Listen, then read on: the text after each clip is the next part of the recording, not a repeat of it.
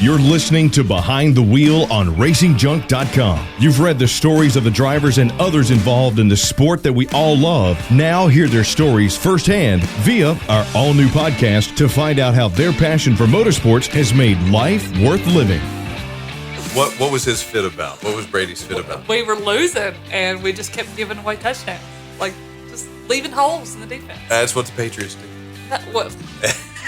Only the last year or so. Welcome back to Behind the Wheel on RacingJunk.com. We're not even talking racing, we're talking football. Talking football. Well, I mean, all right, so Ellen is a huge Patriots fan. If you've listened to any of the podcasts. They know that. Yeah, you know that. I'm a huge Bears fan. My Bears got to win. Yeah, they actually won the other night, and we lost. What is up with that? I mean, if black hole opened up somewhere, we're going to fall through. I'm going to blame it on Hurricane.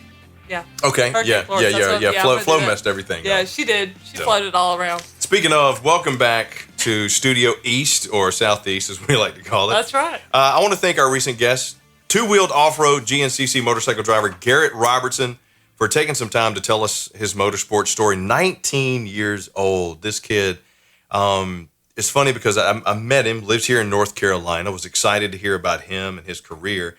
I really can't wait to talk to him again in a few years, mainly because I hope he gets a good PR person that tells him how to freaking respond with personality. Love the kid, Garrett, love you. Brother, cut your chops. Yeah, he needs a little bit of media training, but he was a sweet kid, and I mean, you got to learn somewhere, so we'll let you learn through us. It's all good. I'm just going to say he was nervous. Oh, yeah, a little bit. The greatness that he was talking to. I don't know about greatness. I don't think anybody's found us greatness yet. Yeah, this is true. Yeah, we're pretty much bottom of the barrel, but it's a good barrel. It's a bourbon barrel. That's right. Hey. But, you know, I bet he could have handled the race in the woods during all that rain that Hurricane Florence just balled us right here in North Carolina. You know, I kept thinking about him during Hurricane Florence, thinking, you know what? I bet this kid would race in West Virginia in the middle of all this pouring down rain. Absolutely. He'd have been out there on the coast. Yeah. He'd have racing on the beach instead. Sandbags? Or you think those are sandbags? Watch this. But no, seriously, our thoughts and prayers go out to everybody who's affected by Hurricane Florence. We make fun of a lot of things. We make light of a lot of things because we want to entertain. Well, it helps us to kind of get through those difficult situations, too. And we definitely, our hearts and prayers go out to the tracks that were affected as well. There were 2 local tracks that were affected, one in North Carolina, one in South Carolina. And our hearts go out to them, and our thoughts go out to them. Hopefully, they'll get a lot of the cleanup done. Fayetteville was the biggest hit track, unfortunately, out of the 2. Yeah. And Myrtle Beach Speedway, they're stepping it up and helping their neighbors instead of, going through with all these racing events, canceling their NASCAR events. They're going through and helping their neighbors. It's nice to see not only the other tracks helping out, but it's nice to see the corporations that sponsor also helping out. I've seen a lot of that lately. Walmart's obviously stepped up huge. Mm-hmm. Yeah, Target. And, all of the first responders, all of the folks that are with everything from Salvation Army to National Guard to, police, fire, rescue. You really don't know how much we appreciate and respect everything that you do. A lot of them don't get the love that they deserve, but they should, and they're doing yeoman's work down there, and our hat's off to you. Yeah, definitely.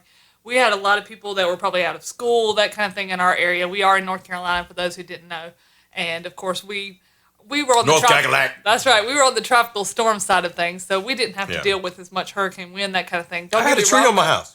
Did you really? I had a tree fall on my house. Oh, was it tiny? And well, I don't know. Was it a limb and not really a tree? And let me tell you what, I was scared because it scared the daylights out of my kids. So in the middle of the night, Sunday night into Monday, I'm up there on the roof trying to get this giant tree trunk off. Oh my gosh. It's shaking like a leaf, screaming like a schoolgirl. Thank goodness the wind was blowing. My neighbors didn't hear me. That would have made for a really good YouTube video. But and then the insurance adjuster's like, not enough damage to do anything. You got to replace them shingles yourself. Oh, no. I'm sorry to hear that. All we got was rain. And, of course, everything's sold out at our grocery stores. Right. No water. No water, no milk, no bread. What are you going to do with all that milk and bread? I don't know. if the power goes out, what in the Sam Hill are you going to do with all that milk and bread? It's going to go bad. And all that beer, I can't tell you. I now, was the beer, I store before. I saw people just buying cases. It was like, well, if your power goes out, I hope it stays cold. The beer, I can understand. I can make a beer stay cold. It's just, speaking of. He's drinking his beer right now. Why don't you ever partake in the imbibement of these juices? I do when I get home. I'm just saying, you can I have drive one. 45 minutes home, so. Okay, no, I'm not going to say it. You know what? Because you're right.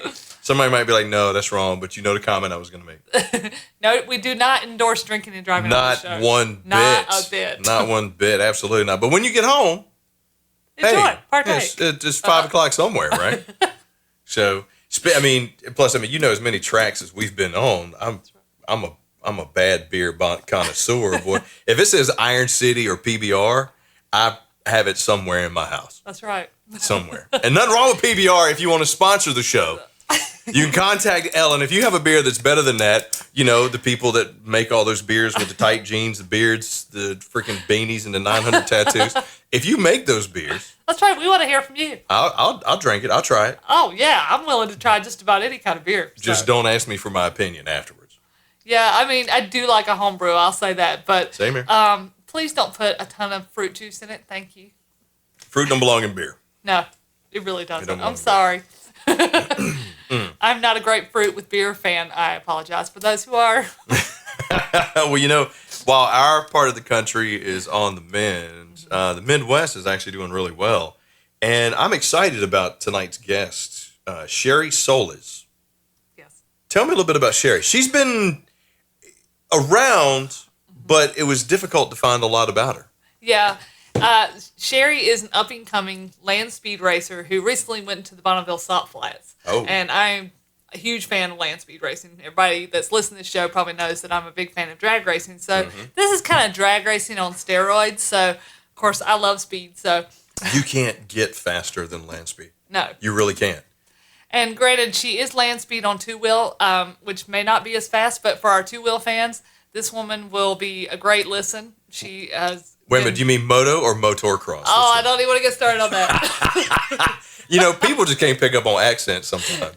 Yeah, I do have a bad Southern accent, so if you all don't understand me, I apologize. I did grow up in the South. I don't know how to hide it. You think? No. I thought you came from Boston. That's right. With that sound. Good God. Come on, her favorite snack is RC Cola and a moon pie. Where do you think she came from? It's got 9 vowels in it. Of course, it's in the South. I'm the only Southern girl who doesn't like Bojangles, though. What is up with that? I still cannot. You know what? One day Bojangles is going to come to us and be like, hey, we want to sponsor the podcast. But they're going to kick me off. And they're going to be like, you know, we're on like 19 different vehicles in all forms of racing. They are. And you guys don't like our chicken and biscuits. You do. It's not me. I had it yesterday. Me. It's just me. I even had the Cajun pintos yesterday. They are delicious. By the way, Bojangles. Thank you. You can reach us by, well, actually, I have federal law. I can't give out my phone number anymore, but Ellen's is pretty much everywhere. Chris swears that my phone number is on every bathroom stall from North Carolina to South Carolina. And it says, for a good time, order Bojangles and send to, and then her phone number. So, but no, I'm excited to talk about Sherry. We haven't really had anybody land speed on the show before, so this will be exciting. Yes, this will be. I actually, for those who have followed Behind the Wheel before it became a podcast, I have done a feature story on a land speed racer, actually another two-wheel land speed racer in the past. So be sure to look her up because she has a bike that's almost like the drag bikes you see on, NHRA and land speed. So she's done some incredible records. So look up Valerie Thompson on our site. You know what? She is a spokesperson for Bojangles? No. We know it's not Bojangles. No, she's a spokesperson for, I think it's one of the fuel companies. Yeah, Sunoco. Mm-hmm. Is it? Okay. Yes. All right. Because I saw that, and I mean, I'm not saying I was staring at her in her racing suit. He was hoping she wouldn't be in a racing suit. I was just imagining what it would look like if she wasn't. Is that so bad? I am a red-blooded American male. A redneck man. That's what they love. Exactly. I tell you what, baby, you want to get on my tractor and help me mow this front yard? You come on. I got a cold PBR sitting right here. Okay, enough of that. This has been silly season for us. A lot of stuff going on. We don't really pay that close attention to NASCAR because we like the smaller stuff. Yes. And this time of year, it's kind of a weird year. It's kind of a weird time of year. It is. It's especially with the recent, hurricanes and that kind of thing, everything getting canceled and everything getting rescheduled, that kind of thing. So there wasn't a whole lot going on this weekend in terms of racing. Now, there was an NHRA race, which, by the way, awesome NHRA race this weekend. Who won? Well, we actually had an old behind the wheel team actually get their 100th win. Congratulations go out to Coletta Motorsports. Oh, get out of here! Yeah, because I was so busy with the house stuff and being, not power and stuff like that. You didn't have power either. No, internet power, nothing. Let me tell you, it's like being in the dark ages. Oh no! I couldn't text. I couldn't chat snap. It killed me. My husband would have lost his mind. He actually already pulled the generator out of the shed ready to go. I was like, we are not going to need that. Apparently, my generator is about the same level as a Fisher-Price generator, so it could only power one outlet, which wouldn't even take care of my refrigerator. So it's like, well, that's what I get for buying the cheapest one on the shelf. That's right. But yeah, congratulations to J.R. Todd getting yet another win and moving into the funny car point standing lead. Good job, man. Yes. Yeah, good job. And of course, congratulations go out to Coletta. If you haven't read the behind the wheel story on Coletta Motorsports, make sure you go back and do that as well. Now, I haven't really spent a lot of time researching land speed other than, what we already know. Mm-hmm. What about it fascinates you so much? I would say probably the speed records. Okay. I love to know that a vehicle can go as fast as it can. If those who do not know a whole lot about me, I'm also an automotive buff, and I spend most of my time freelance writing about automotive outside of racing. Right. See, this is a great thing. She is the knowledge cat. Oh, I don't know about all that. And I'm like a kid in a candy store. Ellen has all the knowledge. I'm just here. You know what? You know what it is. You know what it is. I'm your arm candy. That's what it is. I'm the arm candy. You could be like my Rob. You're the George Clooney. I'm the Amal. That's what it is. I'm so not George Clooney. So not even close to his status. I'm nowhere even in the ballpark. But the one thing that is where I first ran into my all-time favorite car, the McLaren F1. Yes. Was when I saw that first do the runs out there, and I think it topped out at like 310. Mm-hmm. And I was like, wow, it was an inline V12. Mm-hmm. And I was like, oh man, I want one of those. Because I was younger. Well, who doesn't? Yeah, because this has been years ago. I was like, oh man, I want to get me one of those. Start Googling, start looking it up, and you see how much those things are. Mm-hmm. And even back then, it was like the early 2000s, like $800,000. Yeah. And I'm like, yeah, I'm never gonna have one of those. With a million point now. Yeah, even if it was $8,000, I'd have been out of luck. So. Chris just wants to get his old Pinto, take it out to the salt flats. I got that 1976 Citation, baby doo-doo green, sitting out there in the garage right now. That thing is jacked up too. I'm gonna put some monster truck tires on that thing. You just wait. I'm gonna be at the Coliseum crushing all types of stuff with that thing. Just make sure we do live video of that. Yeah, just don't hit it in the back because it's a Citation. You know what happens with those. That's right. So anyway, we're excited about having Sherry join us. We're going to take a brief break and let the sponsors talk for a minute. But when you come back right here on Behind the Wheel on RacingJunk.com, Sherry Soliz, speed racer, will be right here with us. Hang on. Attention racers, race fans, and gearheads. If you're looking to buy, sell, or trade the stuff that stokes your engine, then check out RacingJunk.com. RacingJunk.com is the world's #1 online racing and performance classifieds, where you'll find what you need to rock your ride. Check us out at RacingJunk.com. Racing and performance classifieds built to go fast. Welcome back to Behind the Wheel on RacingJunks.com. I know, Ellen, you're really excited because you love land speed. I'm a huge fan from the whole McLaren thing we talked about earlier. But I'm excited because we have Sherry Soliz joining us. Sherry, thank you so much for joining us. Why can I not see you? Oh, I don't have a camera on this unit. Really? So, yes, ma'am. All right. This is my production computer. So unfortunately, there's no cam there. There's a reason you're just in radio then, right? Absolutely. If you could imagine, it's a good thing that he's just in radio. Yeah, exactly. Imagine if Keanu Reeves, and Sloth from Goonies had a baby, it'd be me. That's about right. Yeah, I look like I ran a 100-yard dash in a 90-yard gym. That's what happened. That's really what happened. Poor Ellen has to sit here. She can't eat before or after we do any of these. Yeah. Because, bless her heart, it's just, I don't know how you do it. I don't know how I do it either, honestly. It's difficult. It's a challenge. But it's okay. It's a challenge I'm willing to take. And all the way from Oklahoma, Sherry, how are you doing? I'm doing pretty good today. Now, that makes me feel like yesterday might not have been a great day. Listen. I got my first Social Security check today. Oh. Hey, that's what I'm talking about. Yay! So when you get to be my age, it's one day at a time. Seriously. And wait a minute. Hang on, because I've seen you. We're doing a Skype right now. There's no way you are old enough to get a Social Security check. Yeah, there really is. Don't get the IRS or SS on my ass about it. Don't have to get my birth certificate because I've been my motorcycle that you were talking about, my 1956 BMW. Irene and I were made the same year, and I have a feeling on the same day because the serial number on my engine 618, which is my birthday. Oh, how about that? And 850, which just turned out to be my race number the first time I took it out to Bonneville. That is so cool. That is a weird coincidence. It was a goosebump, kind of cool, that made me know that I was doing the right thing with my dad's motorcycle. I want to get to that, but tell me, Sherry, your passion for land speed racing, how did all of this get started?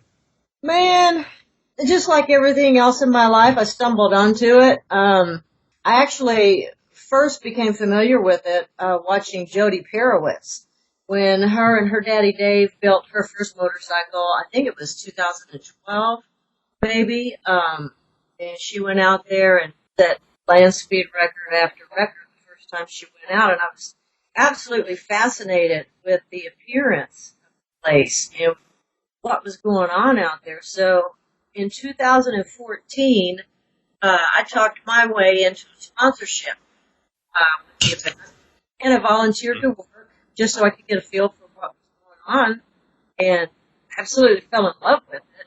Was ready to go back in 2015 and do the same thing. Well, they canceled that. So in 2016, that was the year I retired from my state job. It was the year that my bike and I turned 60, and I was freaking out about being 60, and I got to do something special with my dad's bike this year. One phone call, and everything just started snowballing, and we were ready to race. Went out there and broke the record on my first run. It was pretty exciting. You broke the record on your dad's bike? Yeah. That is so awesome. Yeah, I was pretty emotional. Yeah. That's a 960 BMW, right? No, that is a 1956 R60. 600cc. Technically, it's 594 cc's, and I have to run it in a 650 class. I'm racing, a larger class of motorcycle. Actually, there's one guy from Bellingham, Washington, who is my one and only competitor, and so we've been going back and forth for the last couple of years. He has a 650 Kawasaki, and oh, come on. I don't know if he's afraid to wind it out or if that's just all it's got, but he did 101 this year. So I have a plan. I'm into it now. I've been bitten by salt fever. I bet. I have a race plan to do some modifications, go back out, and I'm going to take all his records next year. Exactly. Yes. I mean, but how special was it taking your dad's bike out there and doing that the first time and breaking a record? It was more than special. I rode on the back of that motorcycle when I was a kid, and every chance that I got, when I'd hear him kick that motor over, I'd run and grab a helmet, see if I could go. So my dad passed away in 2002, and it was one of those moments where I just had hoped that he could at least see me somehow. It was weird. Right. Yeah, it's pretty darn special. Now, did your dad land speed race that bike before you, or did he just, what did he do with that bike before you decided you're going to take it land speed racing? My dad was a huge enthusiast, and over the years, from the time that I was just out of diapers, I can remember riding motorcycles. That's what we did. I grew up with 4 brothers, and I only wish I had half of the bikes he had over all those years. But that was his favorite. That was the last one he owned, and it was absolutely his favorite. And there's a long story behind that bike too. Well, tell us a little bit about the bike. Yeah, you told us it was your father's, but other than that, what's some of the story? Yeah, I'd love to hear it because I'm a fan of those. I'm a fan of the Indians. Yes. I love the old schools. I'm a big Indian. I've never had the pleasure of riding one of the old classic BMWs, so I'm just sitting here mouth open like, oh. I have 4 motorcycles, and when I get ready to go for a ride, that's the first one that I go to because it starts so easy. It is smooth as butter. I mean, there's 4 gears on it, but it's got plenty of power. I get it out on the interstate. I tool around town with a solo seat on it, but that motorcycle was purchased in 1957, straight out of the factory by a guy named J.L. Ford. He's one of the owners of Shawnee Milling Company here in Oklahoma. He toured Germany on it and then shipped it home, and rode around, around town for years. And I guess he finally sold it to a motorcycle shop in town and bought himself an R90, a bigger motorcycle. My dad found the bike in the shop in 1969. He bought it, but my dad was the kind of guy, he wanted to know the owner prior to him. So he looked him up. They became great friends. We used to go riding together all the time. And that's the history of that motorcycle. And it was actually titled wrong. It was titled in 1957. So a few years after Dad died, I had it restored. And the guy that restored it for me was world known restoring old BMWs. His name was Perry Bouchon out of Texas. Interestingly enough, Perry built the wheels for Raleigh Free's motorcycle. Raleigh Free was the famous guy in the photo who's laying prone on his motorcycle in salt flats. Yeah. Oh, yeah. Yeah. Yeah. So, nice circle right there. I mean, that's actually really cool. Yeah, I love a good story like that. Yeah. I do. I mean, that's one of the questions we were going to ask you is the history of, what made Irene so special. I mean, did you name Irene or did your dad actually name Irene? My dad used to call it, he'd say, "Good night, Irene." I don't know why. I love it. I love it. I don't know if that was an old flame of his or what. My mom's name was Millie Jo. And, so she didn't get mad about that? No, hell no. I found some old love letters that he had written to her years gone by before they got married, and he was off on the wheat harvest, and in his note he wrote, "Of all the gals, you're my favorite." And I was like, what the hell? I mean, Dad got around a little bit. Well, Sherry, back in them days, real man, hey, you never know what was going to happen if you got a bad wheat crop come in, so you had to make sure you stacked the deck in your favor. Especially out there in Oklahoma where it's nothing but overalls and no shirts. She was his favorite. She was his favorite. You know what? If that's not a great positioning statement to a woman or anybody, I don't know what is. All of them do. Because then you get, wait a minute, what do you mean favorite? Yeah, exactly. How many do you What have? are the others doing? Well, I mean, that was my thought. I was like, "Mom, what were you thinking?" I was sitting there reading that letter. I was just like, I'd have checked out right then, but. See, but she probably said, "Well, I was his favorite." I mean. Out of how many? It doesn't matter. She was a favorite. Oh, listen. She won the race, which is where that wanting to win came from. She got it on both sides. That's right. I don't know. I think my competitive nature came from growing up with 4 brothers. Oh, yeah. If I wanted to play, I had to do what everybody else was doing, and it was guy things. I was a little different when it came to having girlfriends. I didn't know how to act. It seemed kind of silly to me to sit in the house, accessorize dolls, outside doing something else. Yeah, when you could be on a bike. Exactly. Yeah. Now, did your brothers ride too, or is it just you that rode motorcycles? We, all but the youngest one. I never saw him on a bike.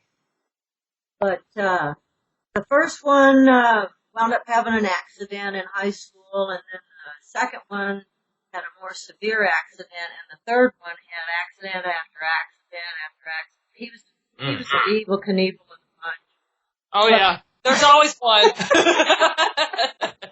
And you can't help it. Guys get on a bike and they do. I'm sorry. Is it not a natural thing for you men to get on a bike and go, I want to see if I can pop a wheelie? Yeah, I mean, well, why do you think I act this way? Do you know how many times I've fallen off of one? But he also saw what Sherry was going to be. Exactly. And probably was like, hey, I got to do something to make my mark. And yeah, the evil Knievel thing was big back then, so. Yeah. Yeah.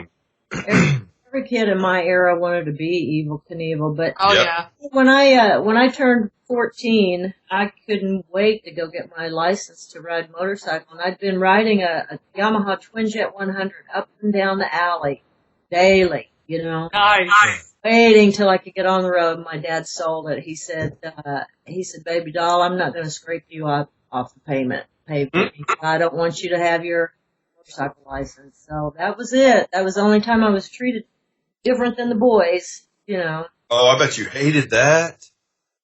Yeah, I was pretty sad about it. Is that why my dad wouldn't let me have that 1985 purple Camaro? No, that's a whole nother conversation, baby girl. I'm so sorry. We'll talk about that later. I'll explain that one to you. I got to tell you though, about a year before Dad passed away, I had hit him up about that old Beamer. I said, "What'd you do with that bike? I haven't seen it in a long time." "Oh, it's down in your brother's barn."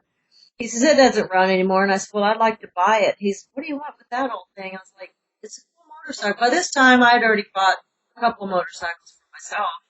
Right. I was just like, "I'd really like to have it. It's a cool bike." He's like, "Well, let me ask your oldest brother if he wants it first." And I was like, "What the hell?" What does he got to do with anything? He can't ride it.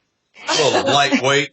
I mean, I hung the phone up and immediately called my oldest brother, and I said, "You're going to get a phone call, and you just tell him no." I will hurt you. Like, "I don't want that old piece of junk." And I was like, "Yay!" So. Well, but I mean, you know, Sherry, what was the passion with motorcycles? Why them as opposed to cars or boats or planes? You know, I guess you guys ride, I'm guessing. I actually don't ride. I've ridden 3 motorcycles my entire life, and they all belonged to somebody else, and I was on the back. So I had to give up motorcycles. mine. I had a beautiful I had a beautiful 50th anniversary edition Road King Harley Davidson. Yeah. And one of my ex-wives made me sell it. One of Chris them? has a lot of ex-wives. Yeah, he's a few of them. I like to call myself a connoisseur of wives. You know, some people have bikes that they collect. I like to collect empty bank accounts. You like to collect, yeah. Do yourself a favor in the future, just buy her a house and a car and just forget about marrying her.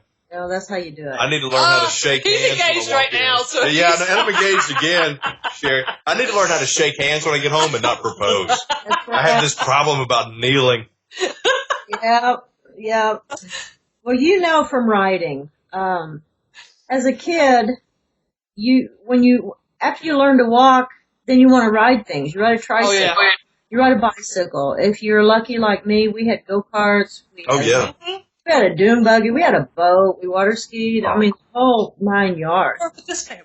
But Yeah. that kept us busy, and that kept us out of trouble. So, just riding it's just a free sensation. Yep. And I stayed away from motorcycles the whole time I was raising my kids. I have a son and a daughter, and I guess I started dating a guy who had a bike, and I got the fever all over again. I wound up buying myself a Harley, and in another year and a half, I bought another one. And from then on, I mean, I started riding across country by myself. I'm not a bar hopper. I won't do that thing with the community. They're like, "Let's go riding." Like, "Where are you going?" "Well, we're going to do a ship bar run." I was like, "I'm out." Yep. I'll pass. I'd rather do 4,200 miles by myself than put myself in that kind of harm's way. Have you ever come out here to the East Coast and driven the Blue Ridge Parkway? I have not. You need to. She needs to do that. That is the best thing on the planet with a motorcycle. Mm-hmm. Yeah, as far east as I've gone is like Pawleys Island. Okay. South Carolina. Yeah. And then, yeah. Yeah, I was gonna say that actually Pawleys was Island affected. was just hit by a hurricane last weekend. Oh, wow. Yeah. We had a nasty one come through. Yeah, we had a Category 2 come through, and Pawleys Island was one of the first places hit. Yeah. Yeah. I didn't realize that. But yeah, riding a motorcycle is just, it's just a part of my free spirit. You know? Well, And it must be working for you because, and we touched on this at the beginning, but 2 years ago, you and Irene did something pretty special out there at the Salt Flats. Tell me a little bit about that.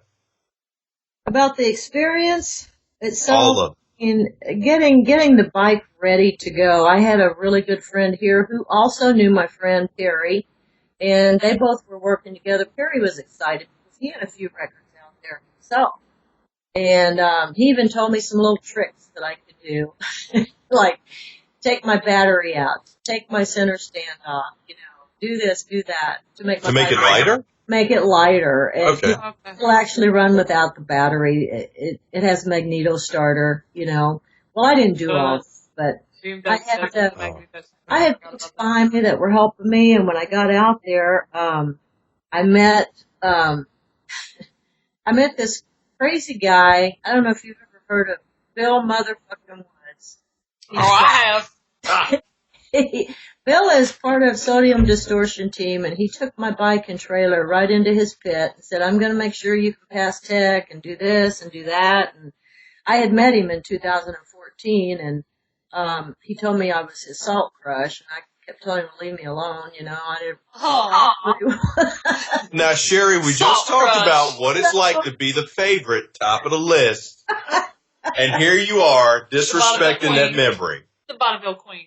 The Bonneville Queen herself. Yeah, well, Bill and I have been together now for 2 years. After he took it in 2016, I was like, wow, here's a man who actually wants to do something for me. It was pretty nice. So, how dare he ruin it for the rest of us? I know, right? Let me tell you what. I want to go on record now saying she's my favorite so far. Yeah. All the years we've been doing this. Everybody else is going to be disappointed. I'm just, look. You're going to hurt Sharon's feelings. You're my favorite gal. There we go. How about that? Is that how he phrased it? How did he phrase it? No, he said something about being the salt queen. Of all the gals, you're my favorite. Of all the gals, Sherry, you're my favorite. All right.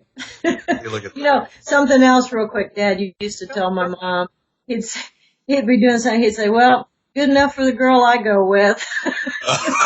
Wow. That is not a ringing endorsement. We here behind the wheel do not condone using that term when, especially as a male speaking to a female, because castration is still a thing here in the United States. Wow. He loved her to death. He just loved to dig at her, and she'd grin when he'd say it, so I knew it was okay. But well, we talked about the nickname favorite girl.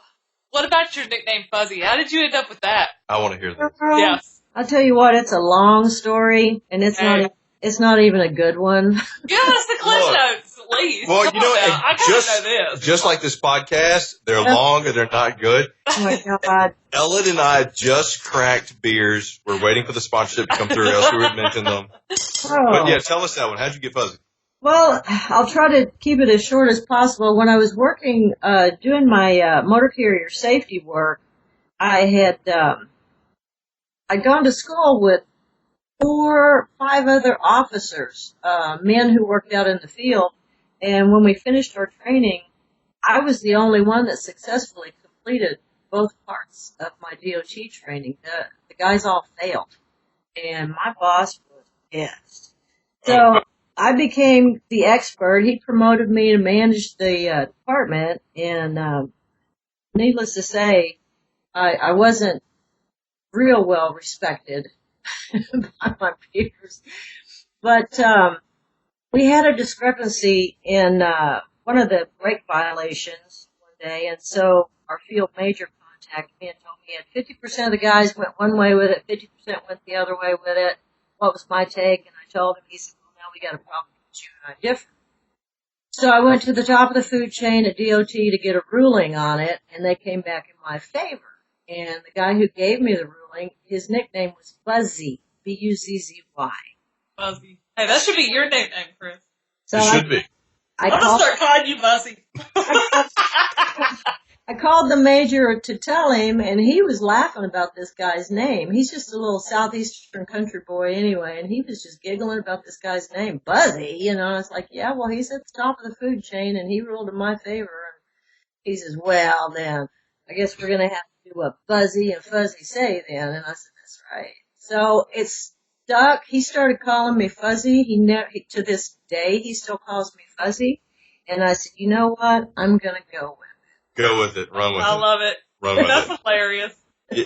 That's going to be our nickname. As soon as you said Southeast, Ellen's eyes just lit up, and I was like, oh, I'm going to be Buzzy from here on out. That's it. Yeah. That is his nickname name. Yeah, he lives down there in the land of Bigfoot, for sure. Oh, God. You live I live with a Bigfoot. No, you live with a Bigfoot. That's what I said. I live with a Bigfoot. I do. A lot of people think my husband looks like Bigfoot. So there you go. Have you ever seen Magilla Gorilla? Imagine if you just took a beard trimmer to a couple of places. That's Ellen's husband. Oh my God. That's what I call my oldest granddaughter. I call her Bigfoot. What? This family. I love This family is brutal. I don't think they're funny. I love it. My Why did I grow up with a family like this?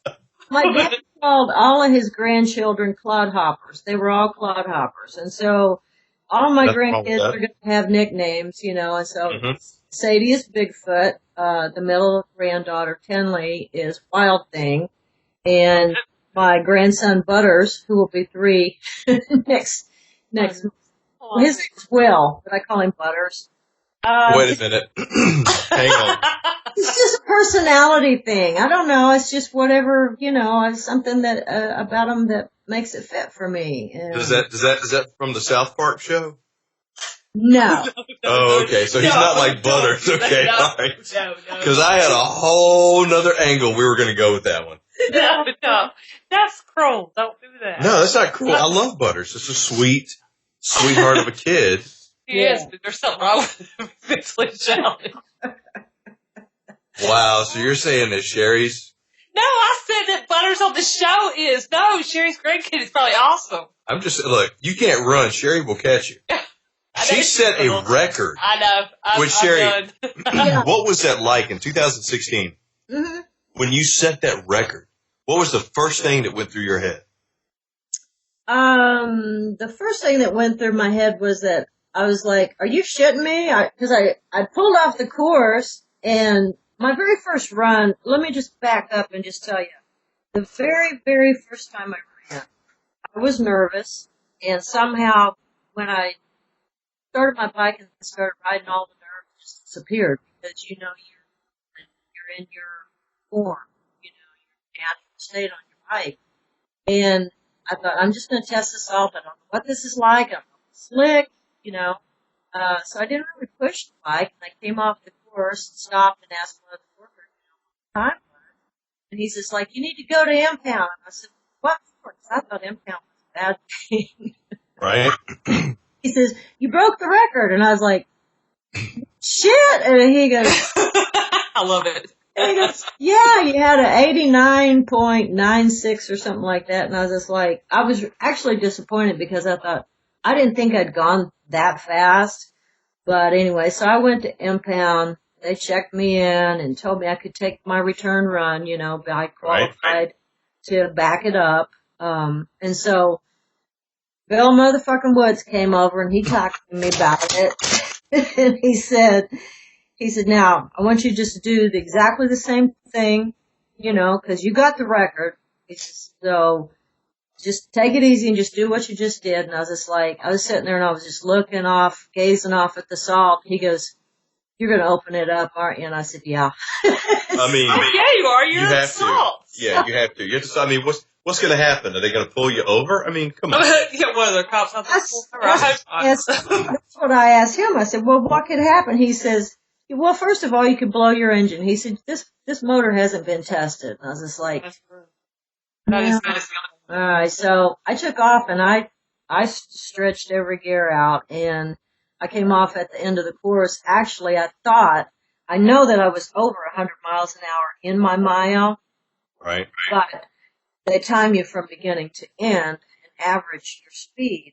So my average speed in that run was 96.72. And believe it or not, I was disappointed. I thought I should have held.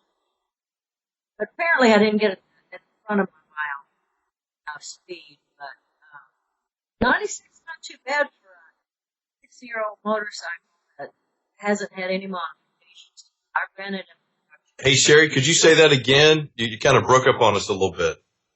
I said that 96 is not bad for a 60-year-old motorcycle that has not had any engine modifications. You know, I run it in a production class. So, yeah. And this is what, when you said that, Ellen looked at me, and I thought about what motherfucker said to you. He was already dying laughing when you I'm dying laughing because if I remember right, he was on the Kawasaki. Is that right? The other guy, my competitor, he was on a 650 Kawasaki, and that was the year that I beat him. So I was waiting to see if he was going to come back out. See, after you make your backup run, then you go and you get your engine marked. So that ensures that you don't crack your engine open. She was on a 50s BMW. I know. It wasn't. 56. Nothing was. Yeah, 56. Nothing was built. Nothing better. modified on it, which is crazy because you don't hear that very often. But it's nothing. I mean, come on. I would take that over a rice burner any day. A rice burner. I love how you call it a rice burner. That's hilarious. I mean, that's what I see. Those crotch rockets. That's the first thing I think. I want something that's been built right. Yeah. That knows what it's doing, but between my legs, instead of these came off a little assembly line. 9,000 of them were made. Me too. And Ben Diesel from Too Bad, Too Furious, or whatever is out there racing. No. I got to give the guy. I got to tell you, the guy is known as Captain America. Oh. Because his name is Steve Rogers. He's an older gentleman. He and his wife go out there together, and they are absolutely lovely people. They are. And he's got a really cool old Kawasaki. It's a W2. It's a 1968 W2 Kawasaki, which is kind of rare. Yeah. And he's, he spends a lot of time and money on that thing. I got to give him props. But I waited and to see if he was going to run again, and he packed up and went home. So I was like, it's good enough for me. She made him pack up and go home. Look, take your little Kawasaki. And pack it up and go home. Take your Kawasaki and go home. He's a competitor. Competition is healthy, and I'm glad to see him still coming back. But I got something special for him next year. Well, speaking of next year, before we get to next year, I saw you set some pretty significant records this year. I saw some of the times for this year, and your speed's increased this year. How did that happen?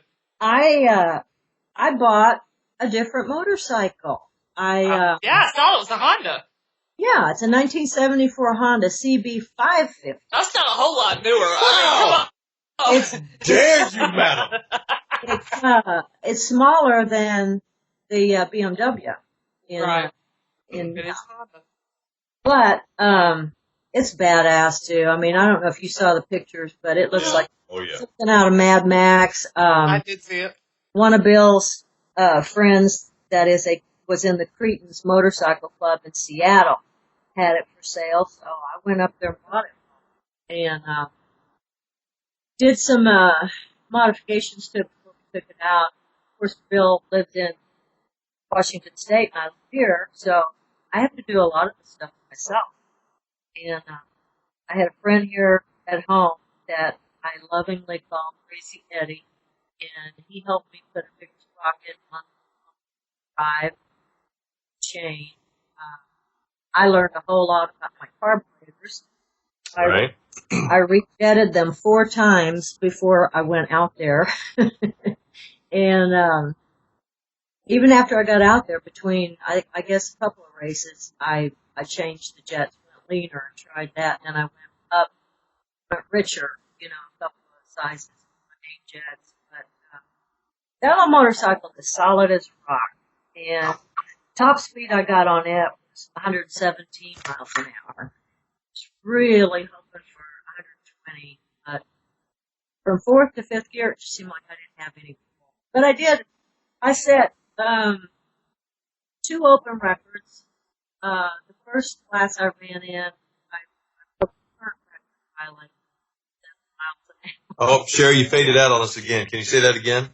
So yeah, the first class that I ran in, I beat that record by like 47 miles an hour. Whew. It was pretty fun. Wow. That was But pretty that doesn't sound like much, but honestly, when you're racing on salt and you're racing a 70, what did you say, it was a 1974, is that correct? Yeah. You're racing a 74. I mean, some of the others in your class that you were racing against, what years are their bikes? Because I don't know what everybody else is racing other than the model. I don't know what the year was, the year motorcycle was that held that current record. That's not listed. But there was a guy out there this year on a 1981 BSA. Okay. 650, who was my competitor in the last class that I ran in. And, his name was Bones, and he was a super. I love these names. Mm-hmm. I want a nickname. Somebody needs to give me a nickname. This is like a Starsky and Hutch episode. It really is. I love it. Everybody has a nickname except for me, and I don't want my own nickname. Yeah, so Bones was a really cool guy. I enjoyed visiting with him and stuff. And one of my friends out there told me, he goes, I'm scared of Sherry. So That's awesome. the best he did was like 97 and some change. And I love when men are scared of us. Do we not love that as ladies? I mean, honestly, if we're really honest with ourselves, are we not excited when guys are scared of us? That's not really a man. No. Oh, boy.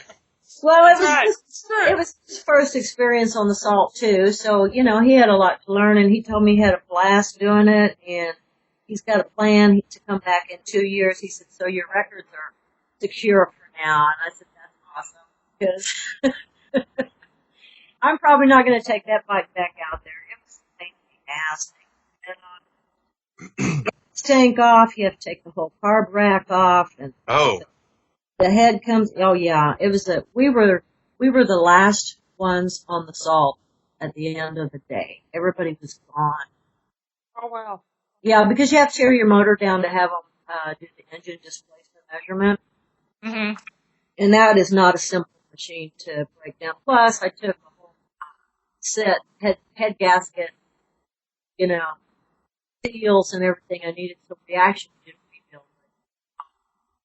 Now, when I set my beamer out there, I can crack one head off the side of it, pull it off. I mean, it takes about 15 minutes to put it back together.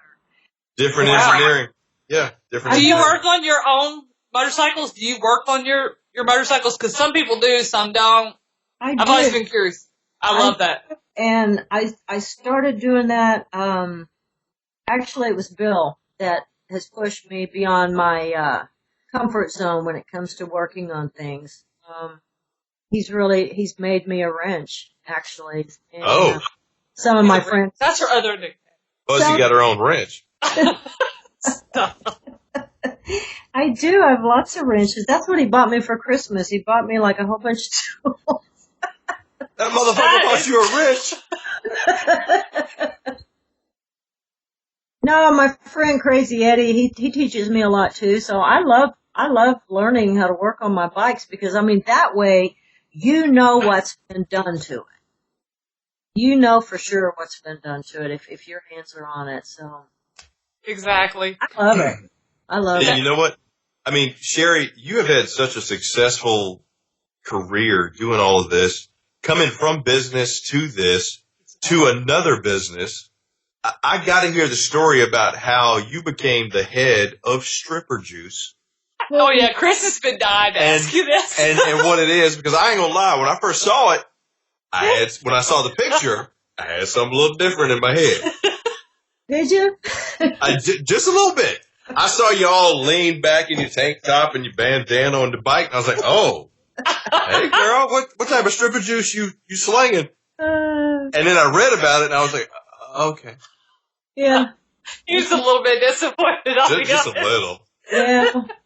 Well, I did not create the product. I didn't even name it. Right. I love the name.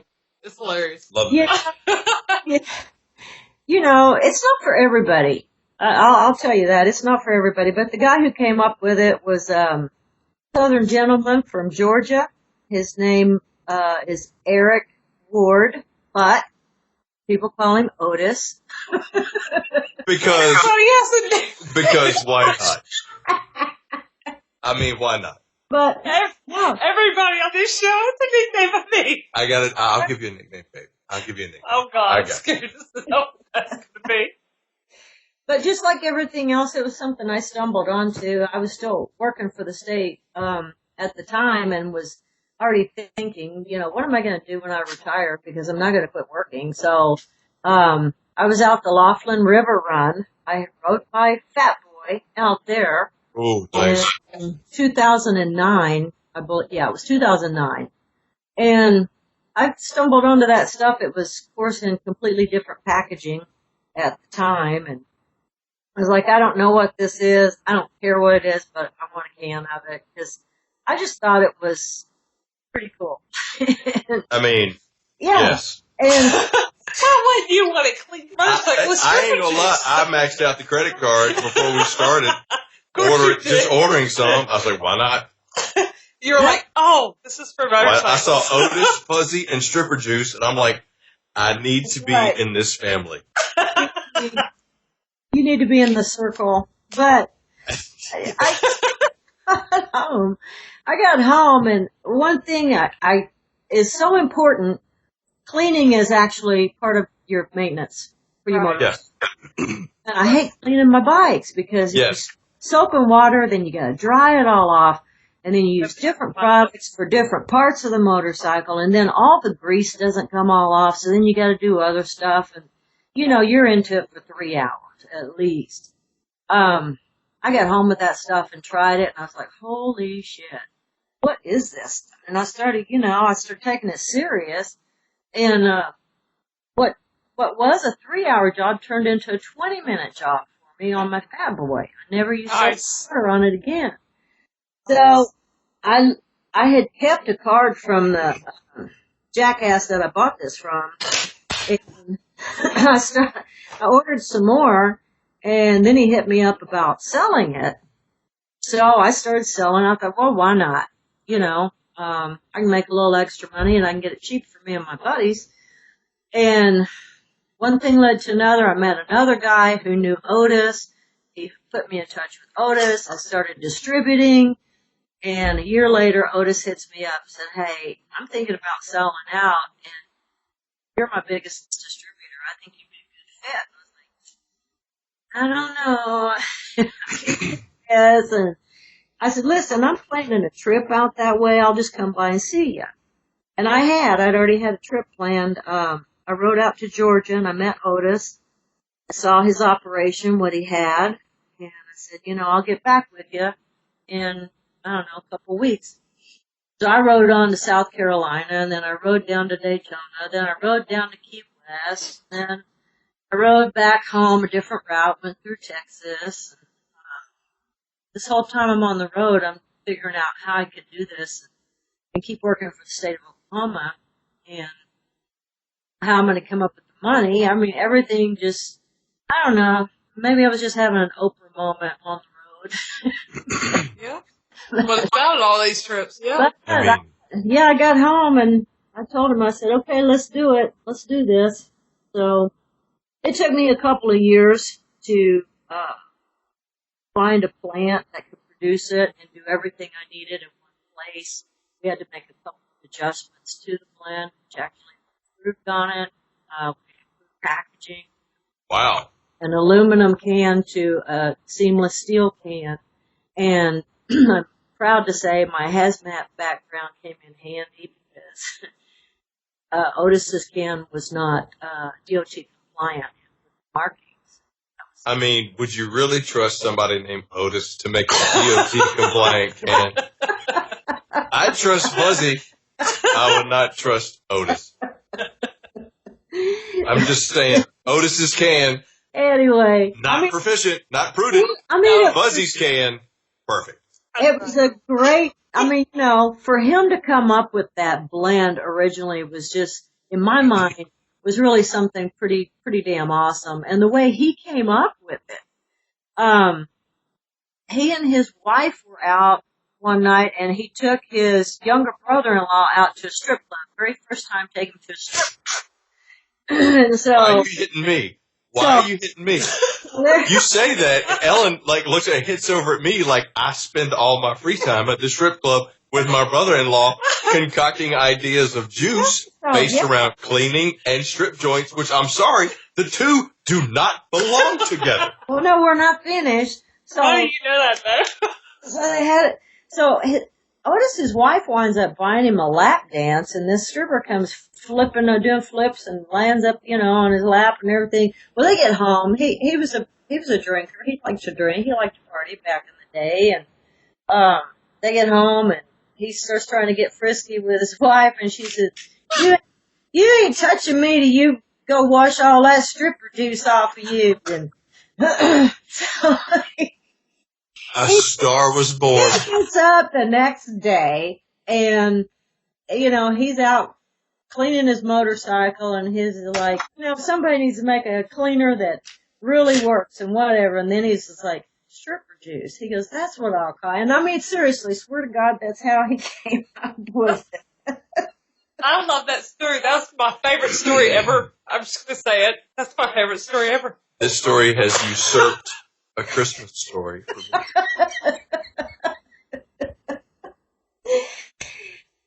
You'd have to meet the guy, though. He's really he's an insurance salesman, for God's sake. Of course he is. Of course he is. Why wouldn't he be?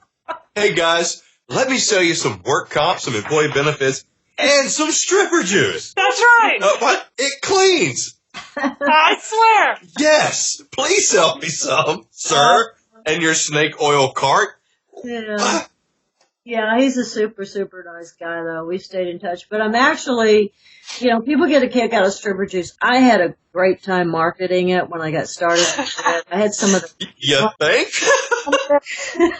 funnest shirts, and, without being too sleazy, you've got to understand that. But Well, of course. at this point in time, I think I'm ready to rebrand it because Yeah. I can see that. because I would really it's an awesome product. I don't know if you guys have used it, but it's really the best thing out there. What sets my product apart from a lot of my competitors is that they all use silicone in their shine agent. Silicone's greasy, and it creates a dust magnet on metal. And my stuff contains no silicone. Okay, Sherry, I'm going to stop you right there. No, you're not. Because the fact that you mentioned silicone, you know where I'm going with this. No, don't. What is the number one thing that is on the stage at most strip clubs? It is probably silicone. Why do you know this? So I'm just saying, okay, so if you want to rebrand it, marketing genius, right here. Of course. Let's go with adult entertainer excrement. So we don't do stripper juice anymore. You want to take it a different angle, keep it high class. Yeah. There you go. Well, you can't call it that. Well, it's better than, it doesn't have, and look, no silicone. Maybe all natural stripper juice. I don't think that's quite the same. Stripper juice will never be on the shelves of, say, Pep Boys. No, Chick-fil-A. Oh, okay. I was going Chick-fil-A, but only because of their recent history. I feel like this is something that should be opened to the entire automotive market. Yeah. Motorcycle market is so small. And yes. I use stripper juice on the outside of my car, the inside of my car, use it on my trailer, use it on my bikes. I use it inside the house on things. I have friends who use it on their kitchen appliances. It's safe. It's an environmentally cleaning product. Right. Well, I mean, definitely could be called just about anything. But I mean, brand is something that I can see where the guy was coming from because he's trying to get a lot of male attention. If you're going to get male attention, it's going to be the way to go. Well, I mean, not only that, it's going to be a catchy name. It's going to be something people are going to remember. And if you all that are listening have an idea, a new idea for the branding, a new idea for the name, hey, make sure you comment. It could be called anything. Yeah, look at Simple Green. It could be called anything. And speaking of, Sherry, how do people find you or follow you? And, how do we keep up with everything that you're doing? Because this is just an amazing story. Yes. Oh man. Well, I'm on Facebook. I'm ashamed to tell you, I'm learning how to use Instagram. Wait a minute. You dropped the microphone. You learned how to use what? I'm learning how to use Instagram. I love the Instagrams. Yeah. I love it. Yeah. But my Facebook page, my personal page is linked to my stripper. I've got 2 stripper juice pages. As far as rebranding, when I do that, there will be an association between the 2 products because so many people already know how great stripper juice is. Yeah. Right. And I think I probably sell more in Canada than I do in the U.S. Well, their healthcare is better. Yeah. So it makes sense. And maybe instead of like a new and improved, maybe it's just stripper juice. Now, Canadian stripper juice. Look, we all think Canada's better. Why not run with the association? Just saying. Hey, that could work. You just never know. So Sherry, what is your Instagram? I think it's Sherry Soliz. Honestly, I think. Oh, and here's an idea for branding. Why not high speed juice? What's wrong with that? I mean, everything's high speed. Everything is done quickly. Why not high speed juice? What about biker juice? You know what? Yeah, but it gets used on everything. Oh, yeah, true. We're over here brainstorming. What about everything juice? What about all my juice? High speed juice might not be a bad idea. Thank you for that. I like all my juice better. I mean, I can hear it now. For every application, it's all my juice. I mean, that just has a ring to it, Sherry. Yeah. Like no matter where it goes. I'll take that advisement. Send that by the board of directors. Let me know what they say. My fee is nominal. I'm sorry, we can't help him. He's a little bit crazy. We after this time of night, I can't promise what he'll say. We have been speaking with Sherry Soliz. Sherry, this has been an absolutely fantastic time. We want to say thank you so much for spending the time with us here at BehindTheWheel@RacingJunk.com. Yes. And we are so excited about everything you've done, everything you have going on. And what's the next big thing? What can we be looking for Sherry Soliz coming up? I don't know. It just depends on what I stumble onto, I guess. I love it. I love it. She's a free spirit. She stumbled on stripper juice. The road is endless. The road goes on forever, and the party never ends. That is right. That is right. Amen to that. I want to be her when I grow up. Well, yes. I think they wrote that song for me because I actually was a waitress. When I was 14 years old, I started paying in my Social Security. Sherry was a waitress. That's awesome. That was a song, wasn't it? That was a song. Wait a minute. Is this Alice's Restaurant all over again? That's right. That's right. Hey, I appreciate you guys contacting me. It's been fun. Yeah, Sherry, this has been great. You are amazing. You are my idol. I look up to her. Yeah, we can't wait to follow up with you to see how things go. Yes. Please stay in touch. And once again, look for Stripper Juice on Facebook. Look for Sherry Soliz on Instagram. And I'm pretty sure she'll be coming to a Twitter and a Snapchat pretty soon. Everywhere else. And everywhere. She's everywhere. She's everywhere. She's everywhere. So, Sherry, thank you so much for spending time with us here. We look forward to hearing more about you in the future. All right. Thank you. You guys have a good evening. You too. Take care. All right. Bye-bye. I can't. I'm all fucking stop laughing. I mean, I don't blame you. My head is like pounding. I was laughing so. That was probably, out of all the shows that we've done here at Behind the Wheel on RacingJunk.com. You're such a good spokesperson. That was probably one of the best that we've had. Shane missed out on that one. He did. I want to thank Sherry Soliz. I know we said it wrong. I said it wrong like 900 times, but that's okay. We're going to get... Somebody's going to comment on that. Well, I mean, people comment on everything, and that's okay. We welcome your comments. We can't say names right. We're in the South. We don't say names right. We welcome your comments. Yes, we do. Thank you so much. I mean, we don't feed the trolls, but we absolutely welcome. We don't feed the trolls. Yeah, we don't feed the trolls. We are trolls. If you could only see what I've said to people in the past. Oh my goodness. But no, what a story. Yeah, she really did have an incredible story. And I mean, the fact that she went out there at her age and beat some of the land speed records that you don't see often beat by even younger ages. She was 60 when she broke the record. She beat somebody named Motherfucker. I'm sorry. I mean, my language, but she beat somebody named Motherfucker. I'm sorry. If I did that, I'm done. I beat my bucket list. Speaking of, you talked about how you don't have a nickname. Oh, Chris is going to give me a nickname.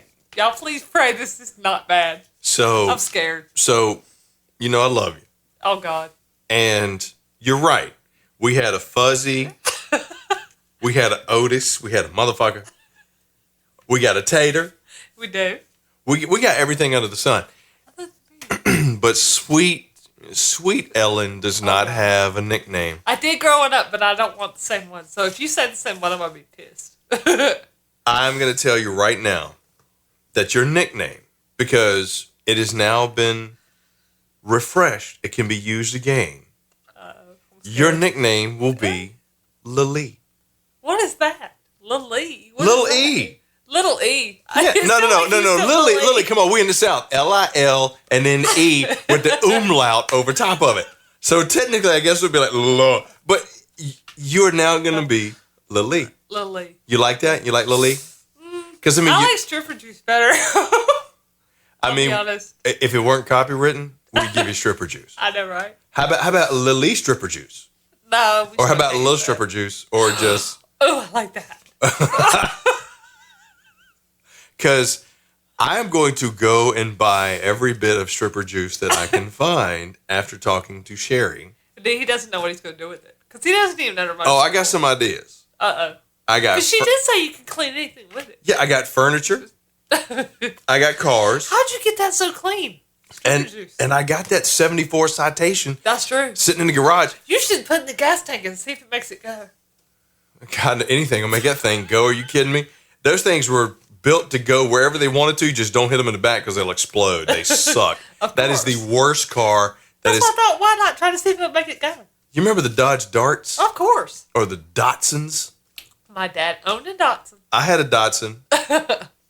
Was a piece of crap, but I loved it. Oh my God, we are so proud of everything that Sherry Soliz is doing. Yes. We had so much fun talking to her. I want to be her when I grow up. I want to be part of that family. Oh, me too. Definitely. I mean, why didn't I grow up with that family? That's amazing. That was just cool. And by the way, we apologize that this episode was R-rated. And I laughed way too much. I apologize. We all did. I just turned and covered my face while she talked. But no, we want to thank Sherry Soliz for joining us. We're looking forward to seeing her career. We're also looking forward to all the future episodes of what's going to happen here on Behind the Wheel, RacingJunk.com. Ellen does such a good job of picking the talent and picking the people that we interview. So if you have somebody that you want us to talk to, if you have a topic you want us to cover, if you have a comment. If you have somebody with a cool nickname. If you got a cool nickname. She doesn't like Lil E.